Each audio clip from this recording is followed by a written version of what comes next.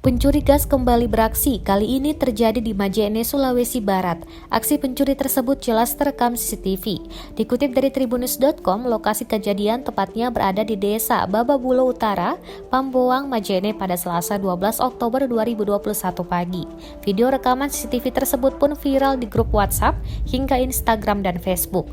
Dalam video itu dijelaskan, pencurian terekam pada Selasa 12 Oktober 2021. Laki-laki itu lalu mengambil satu buah tabung gas 3 kg.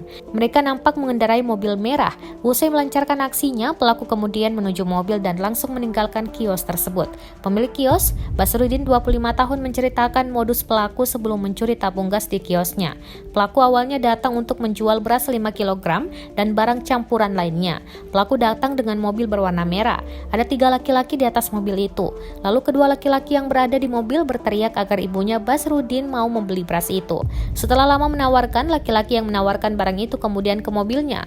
Lalu mobilnya dimajukan sedikit untuk melihat kondisi tabung yang mau diambil. Kemudian satu laki-laki turun mengambil tabung gas 3 kg yang ada di depan kios. Basrudin mengaku telah melaporkan kejadian ini di Polres Majene.